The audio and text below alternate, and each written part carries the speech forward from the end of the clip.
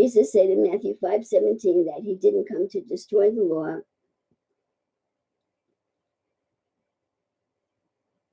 or the prophets, but to fulfill it. Was he talking about fulfilling the law or the covenant?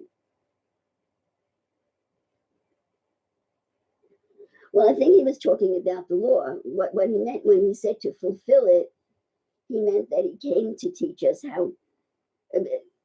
Fulfill meaning he meant satisfy. He came to satisfy the law. I do better with that word because we've talked about satisfying sin. Okay, he came to satisfy the law. So in other words, to completely fulfill it by satisfying it. Under the Levitical law, if you do something wrong, you brought a sacrifice, or you did a mitzvah in the Catholic Church. You said your Hail Marys, or whatever you said. However that manifested in national Israel, it did not satisfy the sin. Okay, I hope. Let me try again.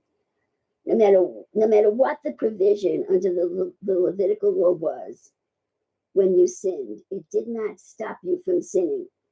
Jesus came to satisfy the sin. In other words, okay, you made you trespassed, you sinned unknowingly, so you brought a sacrifice. You brought an animal and you sacrificed it. But the sin that came from Satan in the unconscious part of your mind still existed and probably would do the same thing again. But Jesus came when he said, I come to fulfill the law. He came to satisfy the law, meaning he came to satisfy Satan. Now, this is interesting, okay? And I have talked about it in the past. It's the foundation of the law of the scapegoat. You read in the Zohar that on the High Holy Day, when Israel's sins are forgiven, that there are two scapegoats. One scapegoat is given to Satan. That's how they explain it in the Zohar, that she should feast on the goat and leave Israel alone. What does that mean? Satan is the one that keeps giving us ungodly thoughts and ungodly motives and ungodly impulses. What's her problem? What's her problem? Who is Satan? I introduced Satan to you in the first session. Satan is the Malkut of national Israel. Is the Malkut of the first Adam. The Malkut of the fallen national Israel.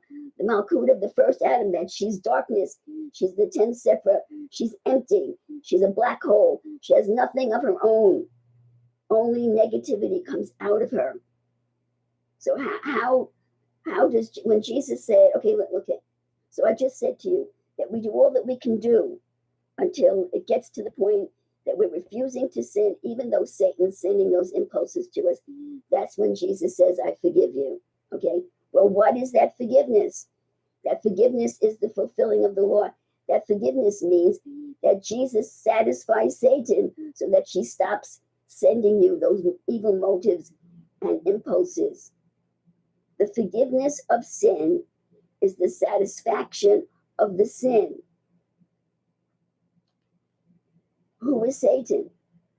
Satan is the unconscious part of our mind. She is us. All the evil that arises out of us, we are in our natural state. We are the black hole. We are the unsatisfied person.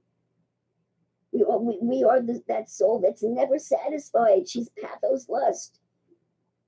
Nothing satisfies her. We're an empty hole. We're an empty hole. We're a black hole. But Jesus fills us with himself. The Spirit of God, is the only thing that can satisfy Satan. And when she's satisfied, she stops thinking evil thoughts.